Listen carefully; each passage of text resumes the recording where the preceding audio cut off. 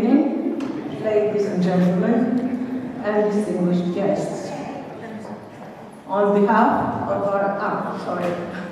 let's start by beginning. Καλησπέρα σας κυρίες και κύριοι, εκλεκτοί προσκεκλημένοι. Εκ μέρους του συλλόγου μας, Cohen Κέρκυρα, σας καλωσορίζω. Ευχαριστούμε για την παρουσία σας. Απόψε, η Κέρκυρα θυμάται το επεισόδιο της κατάληψης της Κέρκυρας από τα στρατεύματα του Μουσολίνι το 1923, καθώς και τις τραγικές συνέπειες. Good evening, ladies and gentlemen, distinguished guests. Thank you for your presence. On behalf of the Cohen Association, I will welcome you. Tonight, Corfu remembers the episode of the occupation of Corfu by Mussolini's troops in 1923 and its tragic consequences. Θα ξεκινήσουμε με ένα χαιρετισμό από τον πρόεδρο του Συλλόγου, κύριο Σπύρο Γιούργα. We'll start with a greeting from the president of the association, Mr. Spyro Giúrga. Please, Mr. Giúrga.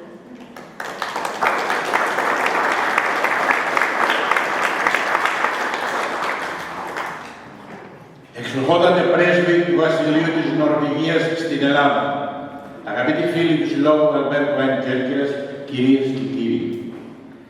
Καλώς ήρθατε στην εκδήλωσή μας, αφιερωμένη σε εκείνους τους αθώους ανθρώπους που έχασαν τη ζωή τους κατά τον βομβαρδισμό της Κέρκυρας από τον Μουσολίνι το 1923. Ευχαριστούμε τους διαπρεπείς ομιλητές μας, τον καθηγητή Ιωάννη Παπαφλωράτο από την Αθήνα και την κυρία Berit Tolleshaug από το Όσλο, που θα μας εκθέσουν τι συνέβη εδώ πριν από 100 χρόνια.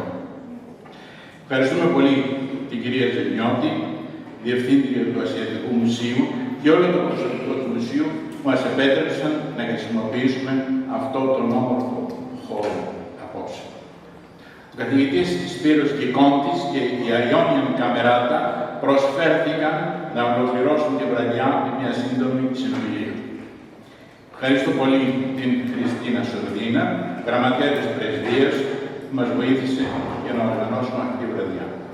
Τέλος, ευχαριστούμε ειλικρινά τους χορηγούς μας, το Ίδρυμα Ποδοσάκης και τον Αιγαίας και την Πρεσβεία της Νορβηγίας, που μας βοήθησαν σε αυτή την εκδήλωση. Ο Σύλλογος Cohen Κέρκυρας θα ήθελε να επισημάνει ότι ο Νορβηγός Φρίτιοφ Νάνσεν μαζί με τον Κερκυραίο Νικόλαο Πολίτη έσωσαν την Κέρκυρα από την επιθετικότητα του Μουσολίνι. Ο Φρίτιοφ Νάνσεν στο όνομα της Κοινωνίας των Εθνών και ο Κερκυραίος Cohen στο όνομα των Ηνωμένων Εθνών δημιούργησαν διαβατήρια για εκατομμύρια πρόσφυγες και απάτριδες του Πρώτου και Δευτέρου Παγκοσμίου Πολέμου. Αυτά τα διαβατήρια τους έδωσαν ελπίδα και αξιοπρέπεια. Your Excellency, Ambassador of the Kingdom of Norway and Greece, dear friends of the Cohen Association of Corfu, ladies and gentlemen, welcome to our event dedicated to those innocent people who lost their lives during Mussolini's bombardment of Corfu in 1923. We thank our eminent speakers, Professor Iωάννη Παπαφλωράτο from Athens and Ms. Berit Tolleshaug from Oslo, who will expose to us what happened here 100 years ago. We're very thankful to Mrs. Zernioli, Director of the Asian Museum, and to all the personnel of the museum who allowed us to use this beautiful space tonight. Professor Spyro Giúrga and the Ionian Camerata offered to complete this evening with a short concert. Many thanks to Christina Sordina, Secretary of the Norwegian Embassy, who helped us to organize this evening. Finally, we thank sincerely our sponsor, Edgias, Odosaki Foundation, and the Norwegian Embassy, who made this event possible.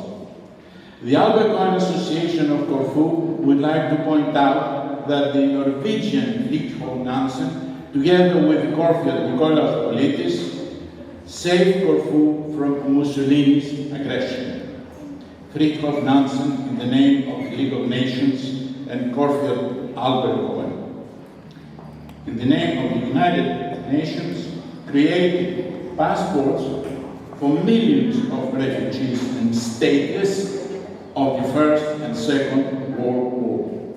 This passport gave them hope and dignity. Thank you.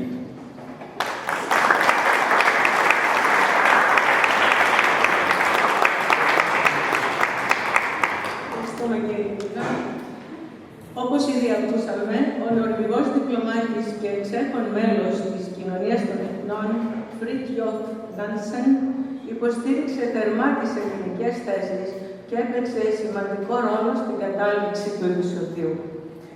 Η πρέσβης της Νορβηγίας στην Αθήνα, η κυρία Lajla Brandt, η οποία μας τιμά σήμερα με την παρουσία της στην εκδήλωση, θα απευθύνει τώρα χαιρετισμό. As already mentioned by Mr. Juurga, the Norwegian diplomat and prominent member of the League of Nations, Fridtjof Nansen, strongly supported Greece's official positions, and his contribution was decisive for the ending of the incident. The Norwegian ambassador in Athens, Mrs. Lajla Brandt, who honors us especially with her presence at today's event, will now address the audience. Your Excellency.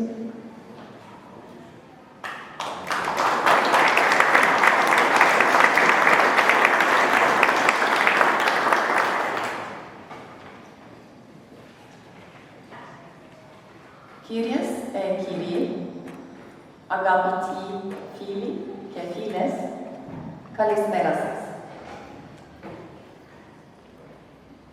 It's a great pleasure and honor to be here today in the hall of the Palace of St. Michael and St. George, now also of the only museum in Greece of Asian art. Thank you so much to the museum for hosting this event.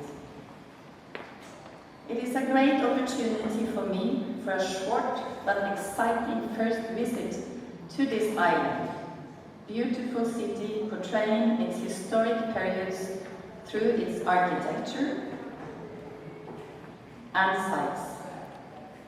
I'm looking forward to coming back again and getting to know the island, the people, the landscape and its history, of which I will be getting an insight today through the commemoration of the 100 years since the Corfu incident of 1923.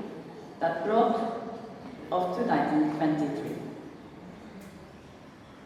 10 years ago, my predecessor, Sture Larsen, was invited to an event commemorating Albert Cohen and Fridtjof Nansen by the Albert Cohen Society. It's great that we have another opportunity once more to be here and speak about one of our most renowned Norwegian citizens, Fridtjof Nansen. A great politician, a diplomat, a scientist, an athlete, and an explorer.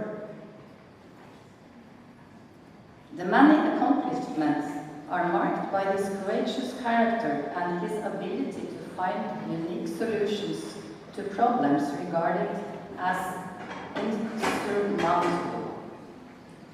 Nansen was awarded the Nobel Peace Prize in 1922 for his work on behalf of the displaced victims of World War I.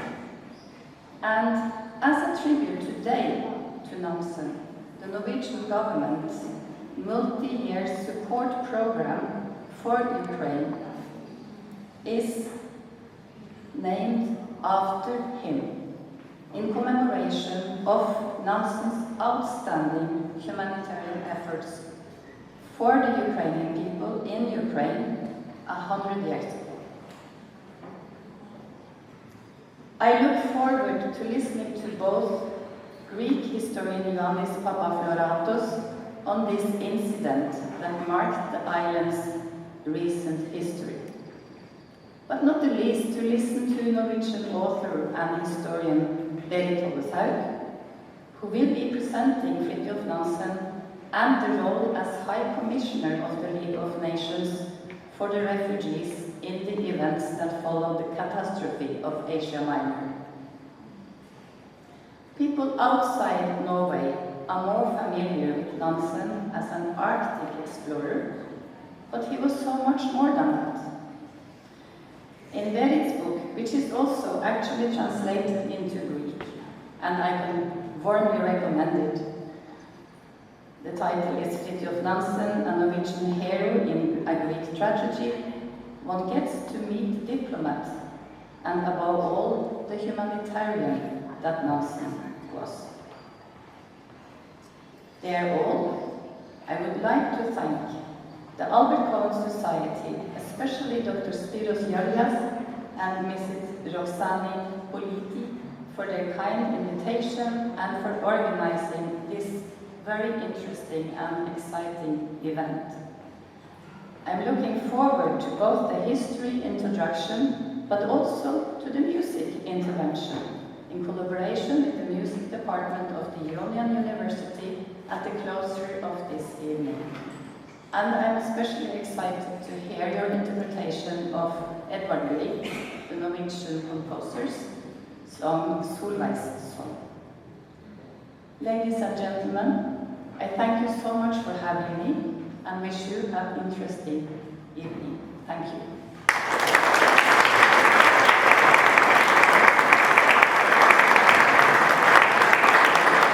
Thank you, Your Excellency. Νομικός, διεθνολόγος, καθηγητής στρατιωτικών σχολών. Ο Δόκτωρ Ιωάννης Παπαφλωράτος είναι απόψε μαζί μας.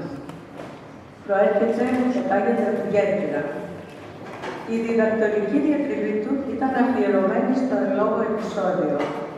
Το βιβλίο του με τίτλο «Η Ελληνοϊταλική κρίση του 1923», το επεισόδιο «Τελίνη Κέρκυρας», βραβεύτηκε από την Ακαδημία Αθηνών. Θα μας αναλύσει όλες τις πτυχές αυτού του συμβάντος και τον ευχαριστούμε θερμά για την παρουσία του.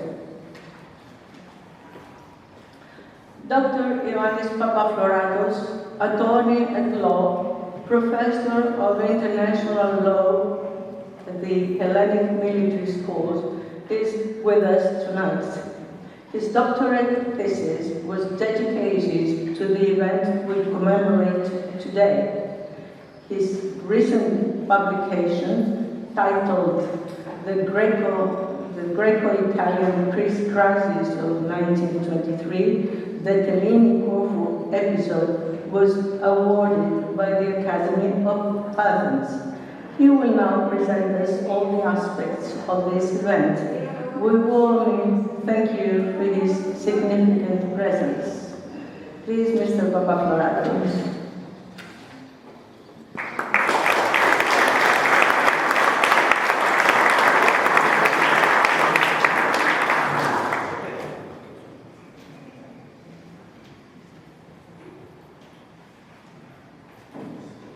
Άγιε Πατέρα,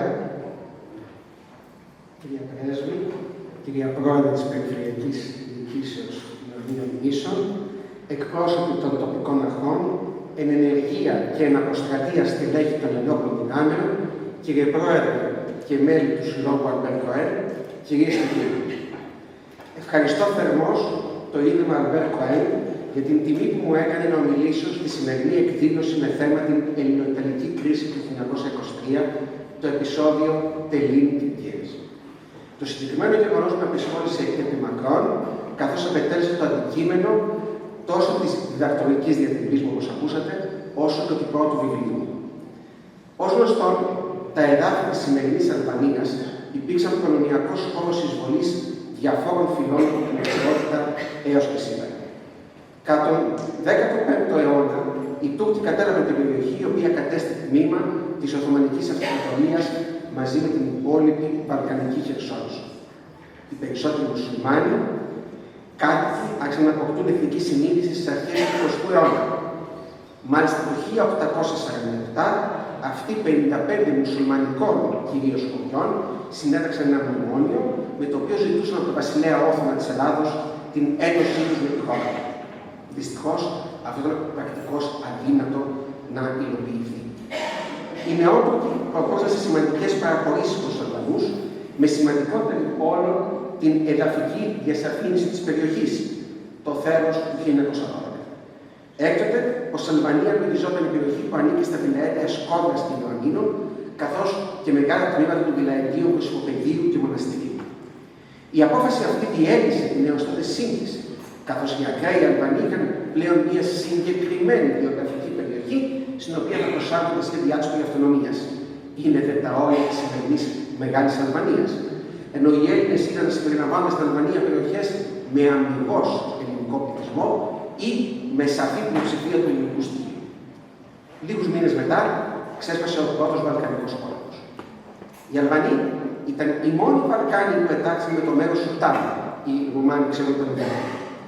Η θέση τους κατέστη πολύ δύσκολη, κυρίως μετά από τις συνεχόμενες νίκες των χριστιανικών δυνάμεων.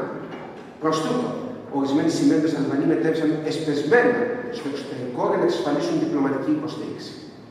Η Ιταλική διπλωματία κυρίως και η Αυστριακή δευτερευόντως τους ενεθάρρυναν και ο Ισμαήλ Κεμάλ ανεκήρυξε την ανεξαρτησία της Αλβανίας στον Αυλώνα την 28η Νοεμβρίου 1912. Ύστερα από λίγες εβδομάδες η Ρώμη και η Βιέννη υπέγραψαν συμφωνία, με την οποία δεσμεύονταν να δημιουργήσουν μια ανεξάρτητη Αλβανία, στην οποία θα διατηρούσαν ισοδύναμες σφαίρες επιρροής. Τον Μάιο του 1913 η συμφωνία αυτή επικυρώθηκε με συνθήκη που υπεγράφει στη Ρώμη. Οι μάχες όμως συνεχίζονταν και ο ελληνικός στρατός, υπό την ηγεσία του τότε διαδόχου Κωνσταντίνου, απελευθέρωσε τα Ιωάννη και τη Βόρεια Ήπειρο, προκαλώντας την οργή της Ρώμης. Στις διαπραγματεύσεις που έλαβαν χώρα στο Λονδίνο, οι Ιταλοί και οι Αυστριακοί κατάφεραν να εκμεύσουν τη σύμφωνη γνώμη των υπολείπων αντιπροσωπιών για τη σύσταση ενός ανεξάρτητου αλβανικού κράτους. Στα τέλη Μαΐου του 1913 συνήφθη η συνθήκη του Λονδίνου, που προέβλεπε μεταξύ άλλων τη συγκρότηση μιας διεθνούς επιτροπής για τη διαχάριση των συνόρων του νέου κράτους. Η Αθήνα υπέβαλε έτοιμα για την εξαγωγή δημοψηφίσματος προς διακρύβωση του φρονήματος των κατοίκων της περιοχής, αλλά αυτό απέριφθη. Η προαναφερθής Αθηνικής Επιτροπή εργάστηκε μέσα σε κλίμα έντονων αντιπαραθέσεων μεταξύ των μελών της στο βόρειο τμήμα της Αλβανίας έως την 12η Δεκεμβρίου του 1913. Οι εργασίες της διεκόψαν και ουδέποτε μαλλίψαν από τη σύνθεση αυτή, καθώς το επόμενο καλοκαίρι ξέσπασε ο πρώτος παγκόσμιος πόλεμος και το θέμα των συνόρων της Αλβανίας πάγωσε. Τον Μάιο του 1920 η Αμερικανική Γερουσία απεφάσισε ομοφόνος την απόδοση της Βορείου Υπήρου στην Ελλάδα. Δυστυχώς, 11 ημέρες μετά, η Αθήνα και τα Τύρανα υπέγραψαν το σύμβολο της Καπεστίτσας, οι διατάξεις του οποίου προέβλεπαν ότι η Κοριτσά θα περιερχόταν υπό τον έλεγχο των Αλβανών. Οι τελευταίοι υπόσχονταν για μία ακόμη φορά να σεβαστούν τα δικαιώματα των Βορειοϊπηρωτών. Κατά συνέπεια, ο ελληνικός στρατός δεν θα προήλαβε στην περιοχή και είχε εξασφαλίσει προς τούτο την άδεια των Γάλλων και των Ιταλών. Το Νοέμβριο του 1921 συντεστήθηκε μια διεθνής επιτροπή με επικεφαλή τον Ιταλό στρατηγό Ενρίκο Τελίνι για τον καθορισμό των συνόρων της Αλβανίας. Οι Ιταλοί πρόσωποι ανέλαβαν τη διαχάριση των ελληνοαλβανικών συνόρων, ενώ οι Αγγλογάλοι αυτή της αλβανοσερβικής μεθορίου. Επικεφαλής της ελληνικής αντιπροσωπείας ορίστηκε ο αντιστρεματάκης Δήμος Νότιου Πότσαρης. Εξ αρχής, η στάση του Ιταλού στρατηγού ήταν ευνοϊκή για τους Αλβανούς και προκάλεσε αντιδράσεις.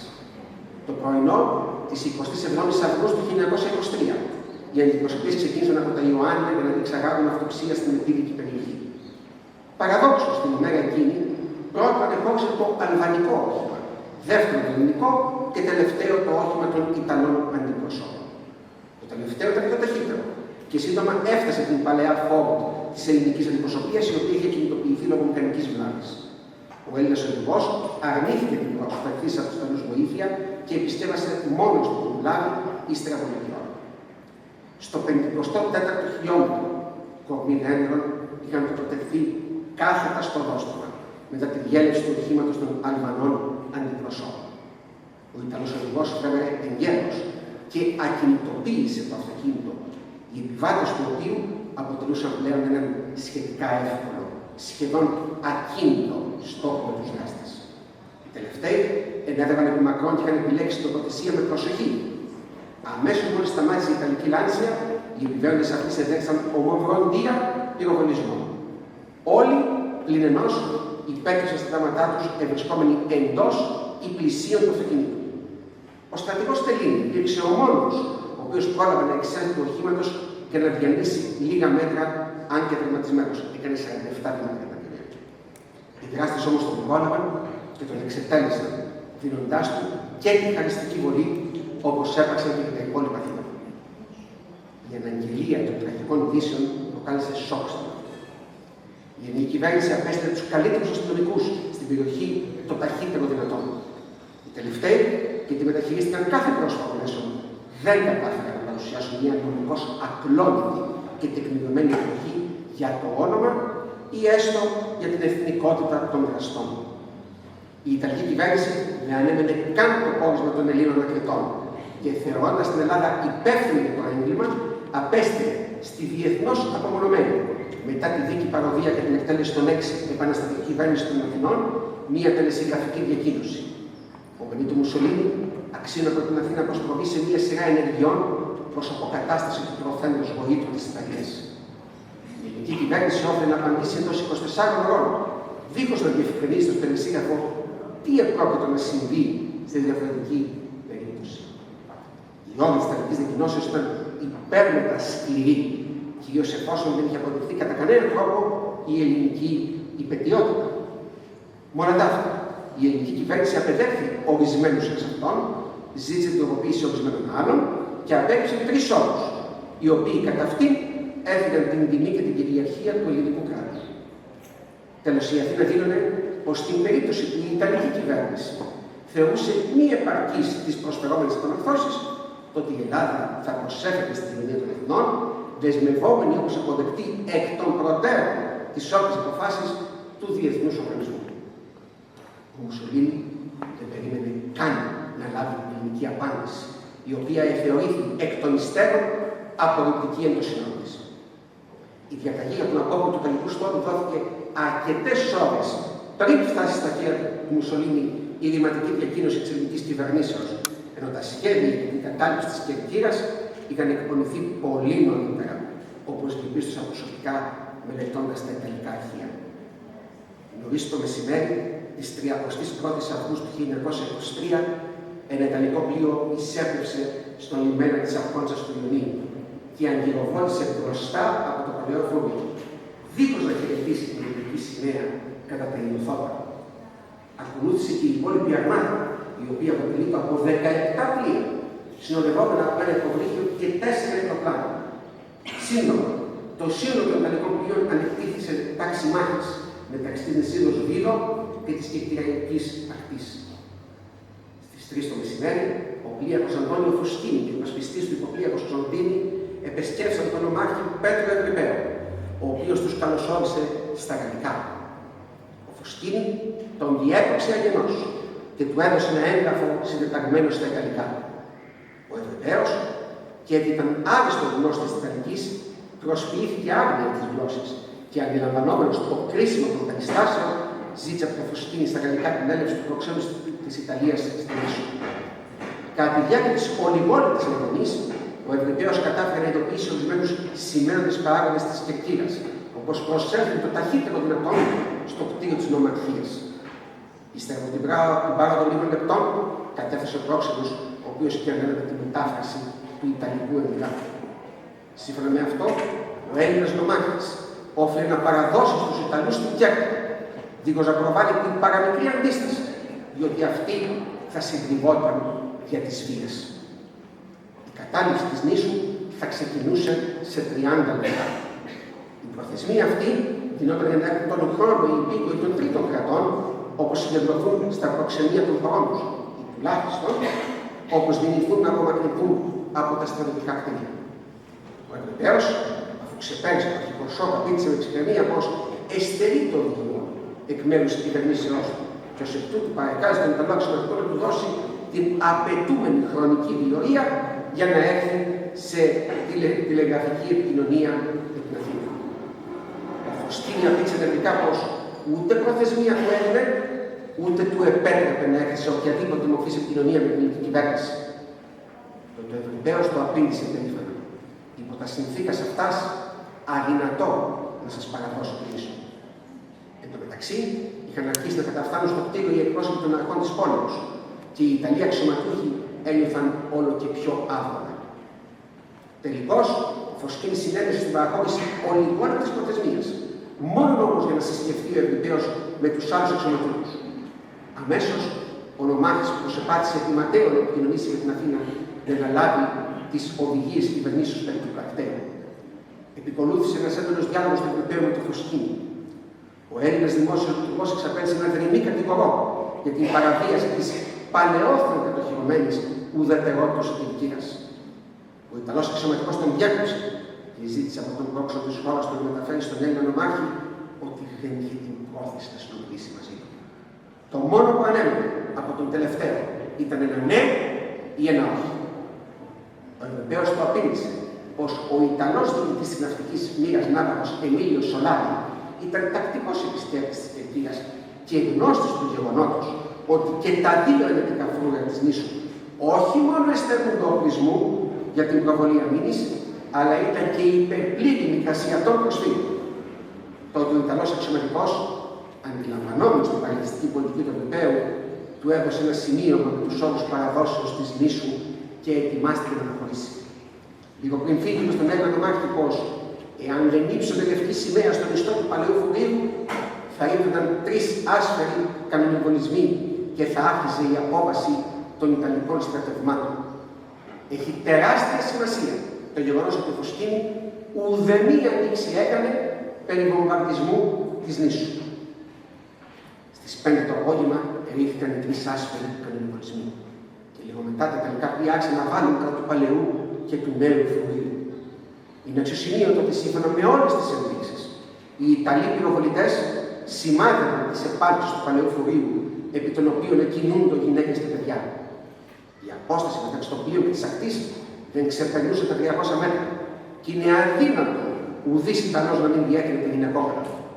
Εν τούτης, ακόμα και στην περίπτωση κατά την οποία επί 90 λεπτά όλοι οι επιβαίνοντες των πλοίων Ιταλοί δεν τα διέκριναν, είναι πρακτικώς αδύνατο αυτοί να μην αντελήφθησαν τα περίπου 200 παιδιά τα οποία κολυμπούσαν κάτω από το παλαιό φρούριο και κινδύνευαν άμεσα με τραυματισμό. Την ίδια ώρα, το ελαφρύ καταδοτικό Πρεμούντα έβαλε κατά του νέου φρουρίου από απόσταση περίπου 500 μέτρα. Εκεί έμεναν οι μαθητές της σχολής χωροφυλακής, οι Βρετανοί εκπαιδευτές του, λίγοι στρατιώτες της φράσης της νήσου και εκατοντάδες πρόσφυγες. Είναι δύσκολο, κυρίες και κύριοι, να περιγραφεί ο απερίγραπτος πανικός ο οποίος προπήρχε στην πόλη της Κερκύρας. Όλοι έτρεχαν να κρυφτούν στις υπόγειες στοές των φρουρίων, στα σπίτια τους στους ιερούς ναούς, ενώ κάποιοι άλλοι έπεφταν στη θάλασσα. Ο τρόμος επετείνεται από το θέαμα των πρώτων νεκρών και των τραυματιών, τις συμμογές των οικείων τους, τις φωνές τρόμου των γυναικοπαίδων, αλλά και την πτήση ορισμένων Ιταλικών αεροπλάνων σε πολύ χαμηλό ύψος πάνω από την πόλη. Πολλές από τις σωλήνες έπεσαν στο εβραϊκό νεκροταφείο, ενώ άλλες έψαν ακόμα και στον κήπο των πρώην θελιών βασιλικών ανακτόρων, που βρίσκονται αρκετά χιλιόμετρα έξω από την πόλη. Ο βομβαρδισμός διήρκησε επί 25 λεπτά περίπου και ξεποτάλευε τον θάνατο 15, τον τραυματισμό τουλάχιστον 35 ατόμων. Ο Ευρωπαίος αντελήφθη ότι δεν θα λάβει διαταγές από την ευνηδιασμένη κυβέρνηση των Αθηνών. Εξέδωσε λοιπόν μια σειρά διαταγών σε συνεργασία με τις άλλες αρχές της νήσου, ενώ συνέταξε και μια επίσημη διαμαρτυρία προς τον Ιταλό ναύαρχο Σολάρη. Έδωσε λοιπόν την διαταγή να υψωθεί η λευκή σημαία, υπομιζόμενος το βάρος της μεγάλης αποφάσεως. Ο σηματογράφος του παλαιού φορείου έπρεπε να υψώσει οτιδήποτε λευκό είχε. Αλλά η λευκή σημαία δεν έμενε σκοτώ στο φορείο. Και ο χρόνος περνούσε. Τότε τα τέκνα του Ευρωπαίου έβγαλαν ένα τεράστιο άσπρο σεντόνι στο μπαλκόνι του κτηρίου της νομαρχίας, όπως μου διηγήθηκε η θυγατέρα του και θεία μου προπολών ετών Σαββίνη Ευρωπαίου. Αμέσως μετά άρχισε η απόβαση των Ιταλών στρατιωτικών στο λιμάνι. Μόλις οι ανοιχτοί αυτές ανήγγυλαν ότι δεν υπήρχε ούτε ίχνος Έλληνα στρατιώτη στα φρούρια, οι σάμπιντες έδωσαν τη διαταγή της επιθέσεως. Αμέσως, οι Ιταλοί στρατιώτες άρχισαν κάθε στρατιωτική πειθαρχία και άρχισαν να τρέχουν συναγωνιζόμενοι ο ένας τον άλλον και πατώντας κυριολεκτικώς επί του πτωμάτου. Το μένος τους ξέσπασε στο οίκημα του 7ου στρατολογικού γραφείου, την πόρτα του οποίου γάζωσαν με σφαίρες. Στη συνέχεια το κατέστησαν ολοσχερός, σπάζοντας τα έπιπλα, σχίζοντας τα αρχεία, καίγοντας τα μητρώα και κλέβοντας διάφορα κυβότια και μία κλίνη εκστρατείας. Την υγεία απρεπή συμπεριφορά επέδειξαν και στο φουραρχείο, ενώ στο στρατιωτικό νοσοκομείο διάδειξαν την απομάκρυνση όλων ανεξαιρέτως των ασθενών και συνέλαβαν το προσωπικό. Οι εκτεταμένες ζημιές προεκλήθησαν και στο νέο φούρνο. Εκεί οι Ιταλοί στρατιώτες έσπασαν την πόρτα της εκκλησίας, λαιλάτισαν τις αποθήκες ηματισμού της σχολής αστυνομίας και επέδραναν στην κατοικία του διευθυντή της σχολής, από όπου εκπαραθύρωσαν τα έπιπλα. Το χειρότερο όλων όμως συμβάν έλαβε χώρα στο παλαιό φούρνο. Εκεί ένας λόγος Ιταλών στρατιωτών βρήκε μία ελληνική σημαία. Την κρέμασε σαν κουρέλι πάνω σε μία ξυμφολόγχη και την περιέφερε χλεβαστικό στην πόλη. Η θλιβερή αυτή πομπή κατέληξε πάνω στην Ιταλική ναυαρχίδα, όπου οι Ιταλοί ζητοκράβησαν υπέρ της χώρας τους και του ενδόξου στρατού της. Κατά την ολοκλήρωση της στρατιωτικής καταλήψεως, οι Ιταλοί ανήκησαν σε όλα τα δημόσια κτίρια φρεσκοβαμμένες επιγραφές στα Ιταλικά, αδιαφορώντας για το γεγονός ότι λίγοι Κερκυραίοι ήταν τότε γνώστες της γλώσσας αυτής. Λίγες ημέρες μετά έφτασε στο νησί από τη Ρώμη ο Ιταλός Υπουργός Εμπορικής Ναυτιλίας και ένας γενικός επιθεωρητής της διοικήσεως. Σκοπός της μετάβασής του στην Κέρκυρα ήταν η οργάνωση των τοπικών υπηρεσιών κατά το Ιταλικό σύστημα. Υπήρξαν και άλλες ενδείξεις των προθέσεών τους περί μακροχρόνιας εγκαταστάσεώς του στο νησί, όπως η ένταξη εκτελέσεως εκτεταμένων χρηματοδοτικών έργων για την κατασκευή αεροδρομίου σε περιοχή πλησίων της πόλεως, η προσπάθεια δημιουργίας σταθμού υποδοχής υδροπλάνων στα Λοδιά και η συνεχής αποστολή τεραστίων ποσοτήτων πολεμικού υλικού, ικανού να εξοπλίσει πολλαπλάσιο αριθμό ανδρών. Τέλος, ιδιαίτερη εντύπωση προκάλεσε η κυκλοφορία ενός γραμματοσύμου με την ένδειξη Κέρκυρα Ιταλική κατοχή από τις πρώτες κιόλας ημέρες της καταλήψεως της νήσου. Οι αναφερθήσεις πράξεις επέτειναν την ταχυποψία των Κερκυραίων ως προς τις πραγματικές προθέσεις των Ιταλών και συνέχισαν στην έρευνα στη διατήρηση του κακού κλίματος μεταξύ των δύο εθνοτήτων. Η Ιταλική διοίκηση επεχείρησε να εκμεταλλευτεί το έντονο θρησκευτικό συναίσθημα των Κερκυραίων και να προσεγγίσει τον Μητροπολίτη Αθηναγόρα, τον μετέπειτα Οικουμενικό Πατριάρχη. Σύντομα, ο Ιταλός πρόξενος μετεβίβασε πρόσκληση του νέου δίκαιου της νήσου Αντιναβάχου Μπελένη στον Αθηναγόρα, ο οποίος μετέβη στην Ομαχία. Εκεί ο Μπελένη τον υπεδέχθη με ασυνήθιστη για τον ίδιο αγρότητα. Ο Αθηναγόρας όμως δεν επρόκειτο να πέσει στην παγίδα. Ανταπέδεσε τον χαιρετισμό με παγερή ψυχρότητα και αμέσως μετά καθήλωσε τον συνομιλητή του, διαμαρτυρόμενος με τον βομβαρδισμό. Επικολούθησε ένας έντονος διάλογος μεταξύ των δύο ανδρών και ο Αθηναγόρας αποχώρησε και χαρακτηριστικό να τον διαβάζει κανείς στα τελικά αρχεία πόσο ταπεινωμένος έμεινε ο Ιταλός από τον Έλληνα λιγάρχη. Οι Κερκυραίοι έκλεισαν τα καταστήματά τους μετά τον βομβαρδισμό και μόνο για της βίας επίστησαν εντός εισαγωγικών να τα επαναλειτουργήσουν. Ακόμα και τότε όμως ειρνούνται να συνεργαστούν με Ιταλούς. Ουδής τους εκκλησίαζε και όλοι εξεδήλωναν εμφανώς την αποστροφή τους για τους κατακτητές. Τότε οι Ιταλοί σκέφτηκαν να εκμεταλλευτούν την έως και σήμερα γνωστή λατρεία των Κερκυρίων για τη μουσική, στέλνοντας κάθε απόγευμα τη στρατιωτική τους μπάντα να παίζει μουσική στην εξέδρα της Άνω Πλατείας, στη Σπιανάδα. Αμέσως ο χώρος άδειαζε από Κερκυραίους και έμεναν μόνο οι Ιταλοί. Την 10η Σεπτεμβρίου, ορισμένοι αγανακτισμένοι Έλληνες όρμησαν στην εξέδρα και κατέστρεψαν τον φωτισμό, υποχρεώνοντας την μπάντα να αποχωρήσει εσπεσμένα. Επίσης, οι Ιταλοί ήταν υποχρεωμένοι να αντιμετωπίζουν συνεχώς πράξεις δολιοφθοράς κατά τις βραδινές ώρες, παραδείγματος χάρη κοπή τηλεφωνικών καλωδίων, σχίσιμο ανακοινώσεων και άλλες. Γενικότερα, το νησί είχε κηρυχθεί ατύπως σε κατάσταση πένθους από την ημέρα της καταλήψεως και ούτε καν γάμοι ετελούνται. Τελευταίο, ίσως χαρακτηριστικότερο όλων παράδειγμα των πραγματικών αισθημάτων των Κερκυραίων έναντι των Ιταλών κατακτητών, απετέλεσε η στάση των γυναικών ελευθερίων ηθών. Αυτές ειρνούνται συστηματικώς να δεχθούν ως πελάτες Ιταλούς αξιωματικούς και οπλίτες, ακόμα και όταν ορισμένοι εξ αυτών τους προσέφεραν διπλάσια τη συνηθισμένη αμοιβή. Την ίδια ώρα έλαβαν χώρα μια σκληρή διπλωματική μάχη. Σε αυτήν, αρρωγός στην ελληνική προσπάθεια, ήρθε ο νορβηγός αντιπρόσωπος Δόκτωρ Φρίτχοφ Νάνσεν, όπως μπορείτε να διαβάσετε στο βιβλίο μου και θα ακούσουμε το ενδιαφέρον την επόμενη ομιλήτρια.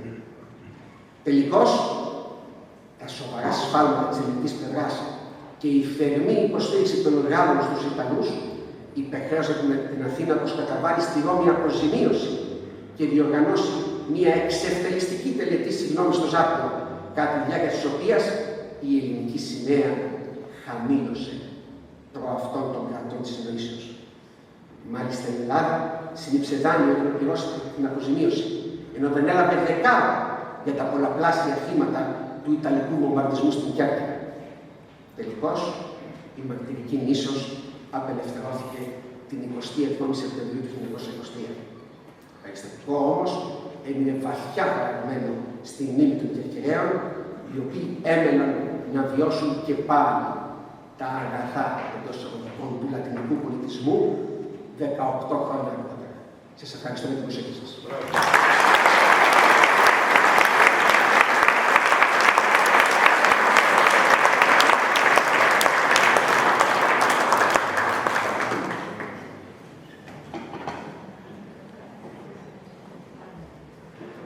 Ευχαριστούμε πολύ τον κύριο Παπαφλωράτο. Thank you, Mr. Παπαφλωράτος. Καλούμε τώρα την Νορβηγίδα ιστορικό και συγγραφέα, κυρία Berit Tolleshaug, να παρουσιάσει την ομιλία της με τίτλο «Fridtjof Nansen, η ζωή και το έργο του». Η κυρία Tolleshaug είναι η συγγραφέας του βιβλίου «Fridtjof Nansen, ένας Νορβηγός ήρωας μιας ελληνικής τραγωδίας».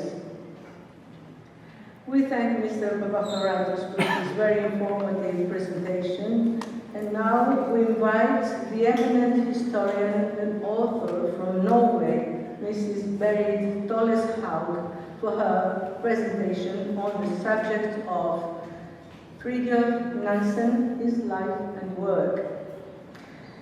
Mrs. Tolleshaug is also the author of the book Fridtjof Nansen, a Norwegian hero in a Greek tragedy. Please, Mrs. Tolleshaug.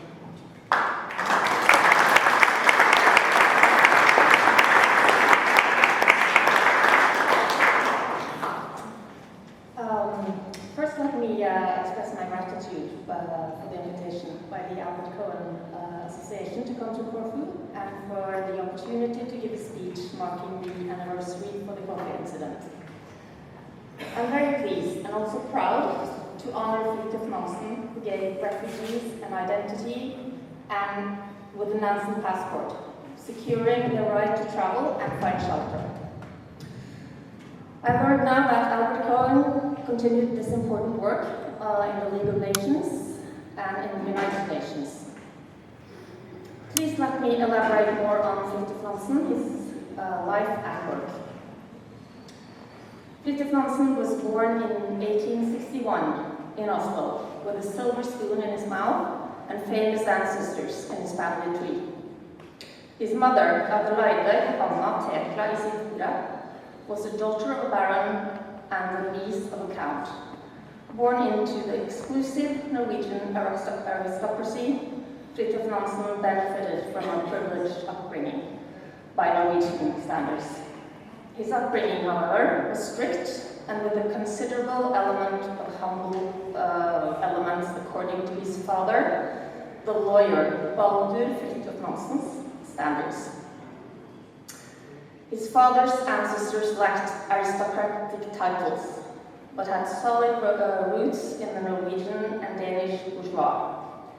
Fridtjof Nansen descended directly from the mayor of Copenhagen, who played a prominent role in the anti-aristocratic revolution in Denmark in 1660. Growing up, Nansen developed a close relationship with nature and different outdoor activities, going on to study zoology at university, including fieldwork studies of Arctic animals, during one season abroad, the sealing boat Viking. He finished his doctoral thesis in neurobiology in 1887. His first doctoral project was not, however, in neurobiology, but a 3-month expedition cross-country skiing from the east coast to the west coast of Greenland in 1888. Even though scientific results were limited, Nansen won heroic fame and fortune, and in addition, the heart of Eva Sars, the daughter of an acknowledged Norwegian zoologist. Eva was a talented soprano and introduced Nansen to a network of famous artists and influential intellectuals in Oslo. Nansen's Arctic experiences gave rise to another idea for an expedition. Having observed driftwood near the coast of Greenland, he launched a hypothesis on oceanic currents around the North Pole. To confirm his hypothesis, he planned to have a specially constructed ship, fram, meaning forward, frozen into pack ice and let it drift across the pole. In combination with the scientific objectives, he also wanted to make a bid for the North Pole. Great skepticism on part of the Royal Geographical Society in London did not stop Nansen from realizing his plan. He simply concluded, since he had heard no objections of importance, the discussion could be closed. Fram left Oslo in 1893. 2 years later, Nansen, with his companion, Hjalmar Johansen, left the ship for yet another Arctic cross-country skiing trip, reaching as far as 86 degrees 14. They overwintered in Franz Josefs Land, hunting for food, sharing a sleeping bag to keep warm. Accidentally running into a British expedition, they were able to arrive in the north of Norway in July 1896. And a week later, the ship Fram arrived too, and Nansen and Johansen joined the ship, starting a triumphant expedition along the Norwegian coast and ending up in Oslo. Arriving at an all-time low in Norwegian national pride due to the politically inferior role in the union with Sweden, Nansen was received as a national hero and a modern Viking king. The University of Oslo awarded him a professorship in zoology, and he also engaged in oceanographic and geological research. His experiences as a polar explorer supported his role as a researcher, and vice versa. All through his life, he regarded scientific work as his main role. But this work was to be interrupted by frequent appearances in other guises over the next decades. The politician, the diplomat, and the humanitarian aid worker. In addition, Fridtjof Nansen was a very talented painter, as you'll see some examples later. He also had a reputation as an excellent dancing partner in Geneva, and even designed his own collection of clothes. Nansen was without question a universal genius, and well aware of it too. Nansen played an essential part as a politician and a diplomat in the political developments which led to the dissolution of the Union of Norway and Sweden in 1905. He wrote articles in leading national newspapers demanding political action. He used his name and reputation in Britain to lobby for support for Norwegian independence. The Swedish representative in London, Kaptein Wallenberg, whose task it was to influence the British press in favor of a continued union, is said to have complained. The name of Nansen in London was more powerful than all of Sweden. Finally, Nansen was strongly involved in having the Danish Prince Carl elected as the first king of the independent Norway, King Haakon.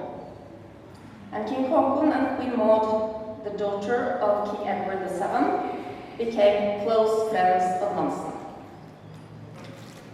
King Haakon appointed him the first Norwegian ambassador to London, and Nansen was responsible for negotiating a security treaty for Norway. Losing his wife to pneumonia in December 1907 and left with 5 small children, Nansen resigned as ambassador. He returned to scientific work at the University of Oslo, especially oceanographic research. In 1913, his youngest son, born with cerebral palsy, died of meningitis. The loss of his wife and son had a deep effect on Nansen, both emotionally and intellectually, and was probably the main reason he withdrew from the public and political scene until the First World War. But the outbreak of the First World War and its horrors made Nansen change his focus, and he made a comeback as a vigorous diplomat on the public stage. He led the Norwegian trade negotiations in Washington during the war and, in typically arbitrary spirit, signed the agreement without awaiting formal authorization from the Norwegian government. This offended the Norwegian foreign minister, who denied Nansen a part in the official Norwegian delegation at the Paris Peace Conference in 1919, where discussions of establishing the League of Nations was a central topic. Nansen had a strong personality, a profound sense of duty, as well as high confidence in his own assessments and decisions, as illustrated in his comment in London before the Fram expedition. He wrote to his wife, "It remains unclear who the government will send. It will definitely not be me, and it's unlikely they have someone else that will do." Nansen participated in the Paris Peace Conference anyway, in the capacity of leader of the Norwegian Society of League of Nations. For the rest of his life, he was to be chairman of the Norwegian delegation to Geneva. Nansen believed with passion that the world needed a new international system based not on force but on law. He detested the inner working of power politics and the secret old diplomacy of the past. Also a fierce opponent of international aggression, Nansen assumed a leadership role in the preparations of the League's first disarmament conference on issues of collective security. And in the League of Nations, Nansen found yet another role as a humanitarian aid worker. Nansen was assigned 4 mandates as High Commissioner in the League of Nations. His first was repatriating prisoners of war, working closely with the Red Cross. In 1921, he became responsible for the Russian refugees who had fled the revolution and the Civil War. The dramatic end of the Greek-Turkish War in 1922, causing nearly 1 million people to flee from Asia Minor to Greece,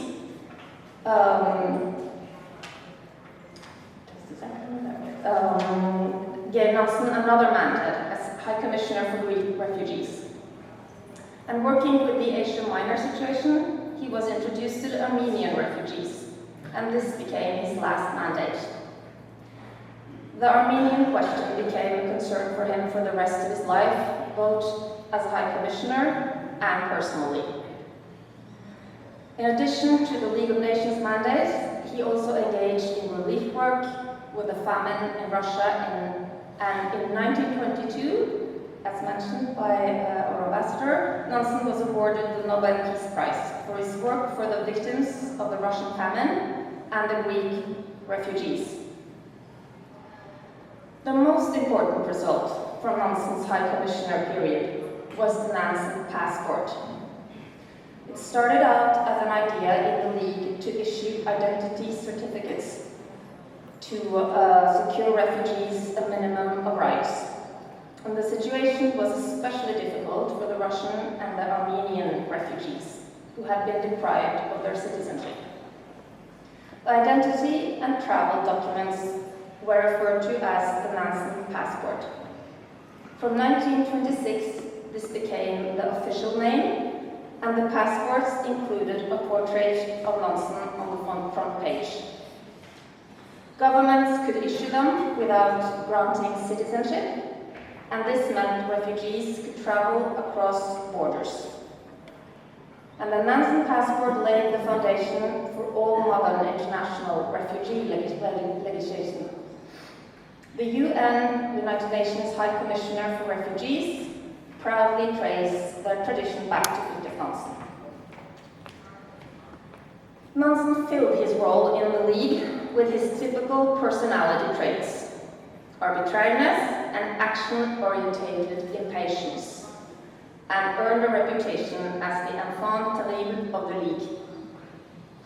His strong personality, in addition to his fame from his expeditions in the Arctic, undoubtedly gave Nansen a unique position in the League of Nations. And to a certain extent, he also exploited the nimbus surrounding him. He had quite an authority by simply being Fridtjof Nansen. And especially when it came to principles and questions he personally considered important, the personality Fridtjof Nansen clearly emerges. On several occasions, he acted outside the Norwegian delegation's view, or without Norwegian government backing, and beyond his High Commission mandates. And the Corfu incident is one example. Nansen reacted against Mussolini's aggression in Corfu, and stressed that Italy, as a co-founder and a member of the League of Nations, had a duty to submit the conflict to the League before resorting to any measures of forcible coercion. He initiated and led an official and private meeting held by the representatives of the small powers. These states wanted to take the Corfu question directly to the Assembly in the League of Nations.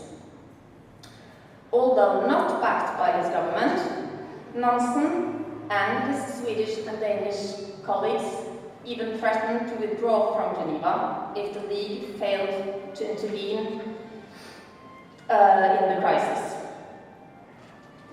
By taking strong action and by insisting that the League was competent to deal with this clear act of aggression, the representatives of the small powers at Geneva, led by Nansen, had saved the League from a complete disaster in its first encounter with international aggression.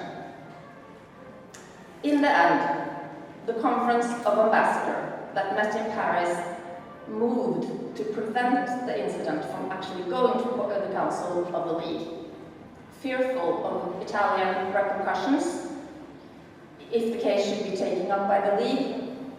They awarded an indemnity to Italy on the questionable grounds that there had been negligence in part of the Greek authorities. Nansen addressed the issue of the principles of the League using the Corfu crisis as an illustration.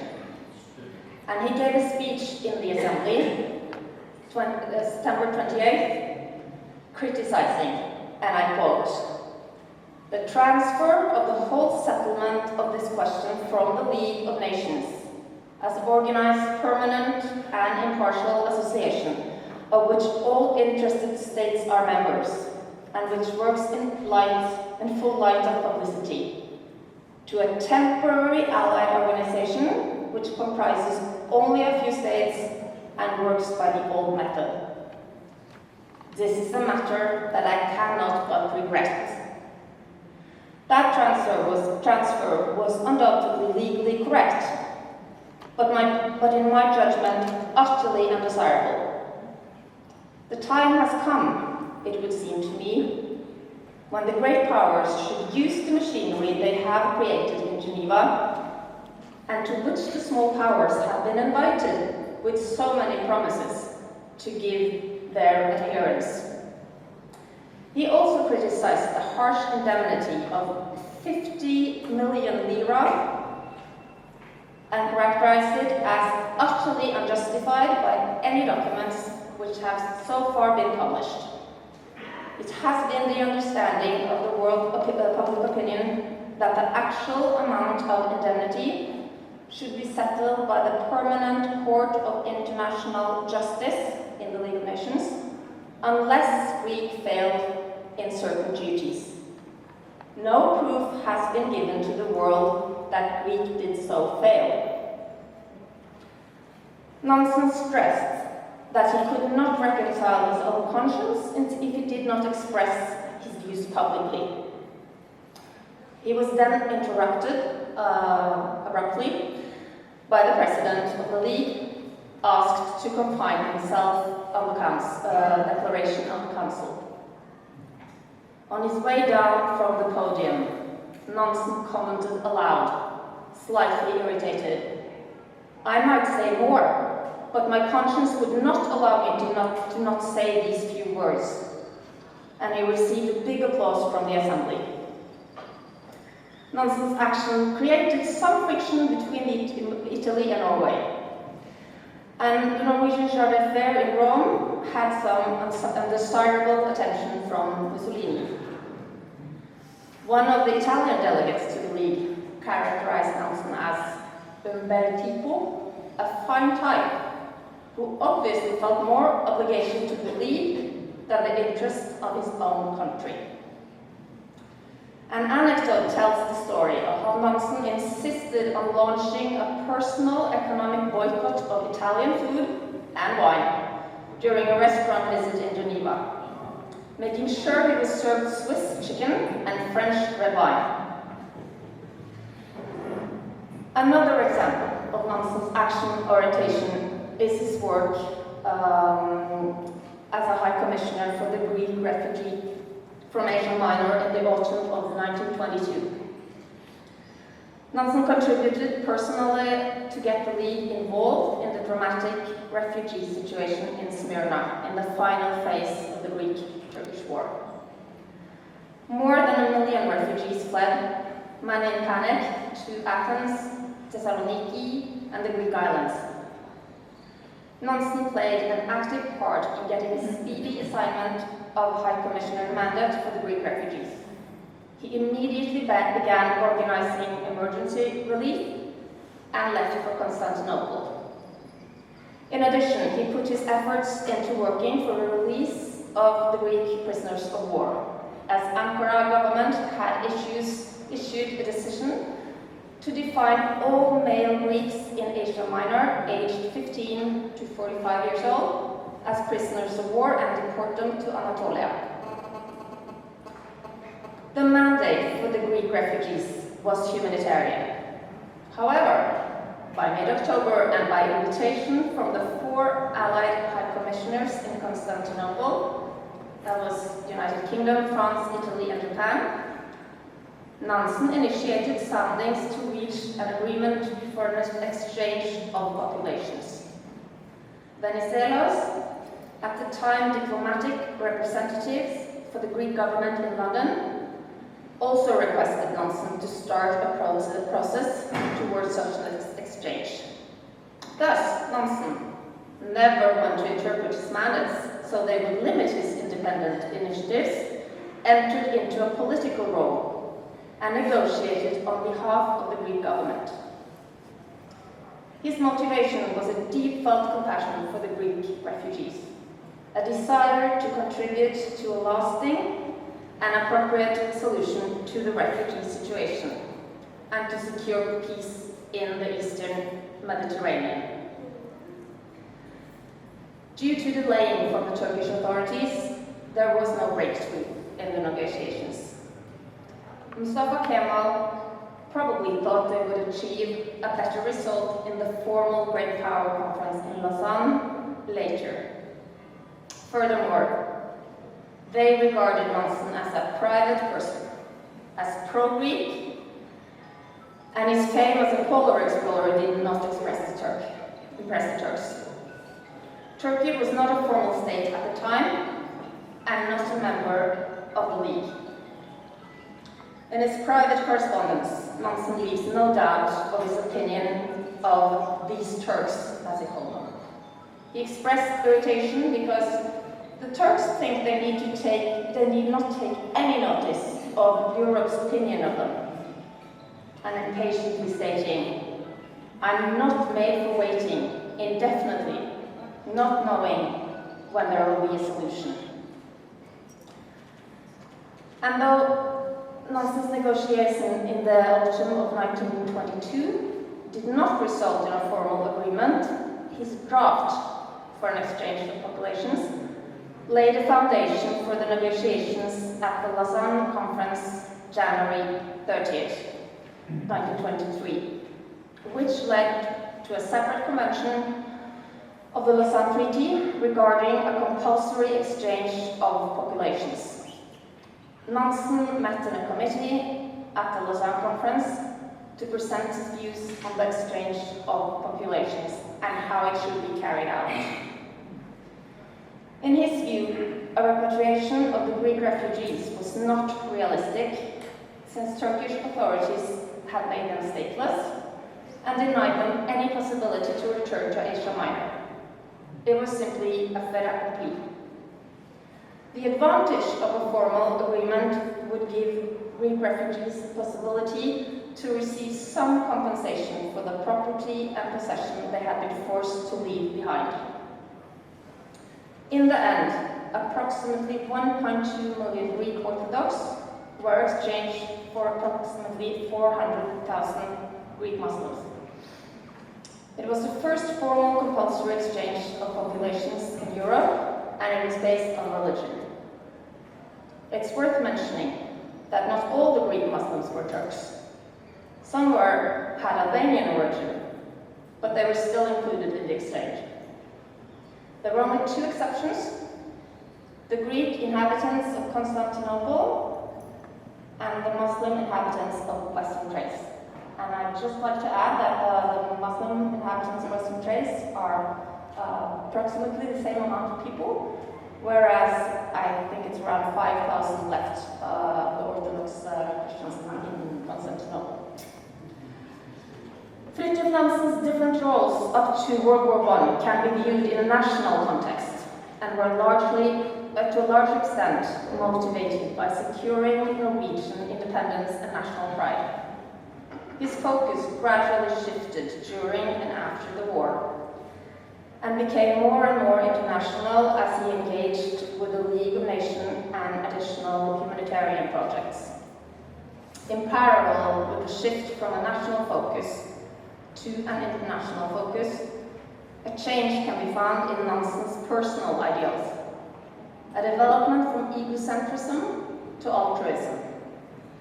Though his polar expeditions had scientific as well as patriotic motivations, there was a substantial element of egocentrism, and at a time when heroic achievements had high value, there were plenty of opportunity for Nansen to nurse his ego and celebrity status. His worldviews changed, partly because of the loss of his wife and son, and partly because of World War I. Although he regarded himself primarily as a scientist, and would have preferred to return to his scientific work after the war, due to a strong sense of moral duty and responsibility, he felt obliged to continue his humanitarian aid work. And let me just add that these are Nansen's drawings and paintings. He felt obliged to continue his humanitarian aid work. Nansen was never compensated economically for his work in the League of Nations. He chose to travel in economy class, and he stayed in inexpensive hotels. So it is tempting to conclude that his horizons were expanded geographically, politically, and mentally. Fridtjof Nansen died on May 13th, 1930, and he was given a state funeral on the 17th of May, 1930. That's the day Norway celebrates the signing of its first constitution. Thus, the day is celebrated with a children's parade in the capital and in 1930 the parade honoured Nansen with lowered flags when passing his coffin at the University Square.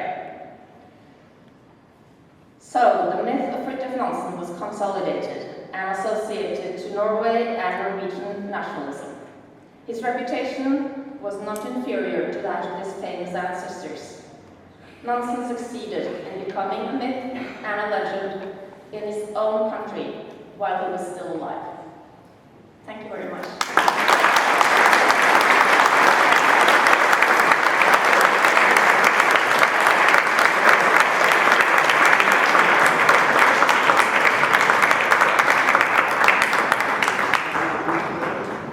Ευχαριστούμε πολύ την κυρία Tolleshaug.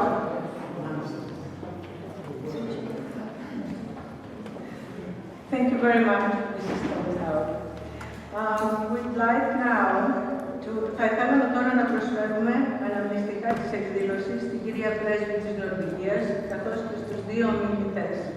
We would now like to offer our distinguished guests, Madam Ambassador of Norway, and tonight's speakers, a commemorative souvenir. Παρακαλώ την κυρία Πολίτη και κυρία Κρητικού. Ο Γιούργας θα κλείσει με ένα σύντομο επίλογο. Mr. Γιούργας will close with a brief epilogue. Καλησπέρα. Σας ευχαριστούμε για την υπομονή σας. Θα θέλαμε, αν είναι την καλοσύνη, να σηκωθείτε και να κρατήσουμε ενός λεπτού σιγής για τα θύματα, τα αθώα παιδιά, τους αθώους και κυριαίους, τους αθώους πρέσβους.